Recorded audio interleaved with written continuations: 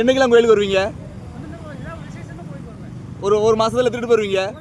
ஒரு ட்ரிப் தான் வருவீங்க. அப்போ வருஷத்துல 12 நாள் நீங்க இப்போ கொடுக்குறீங்க.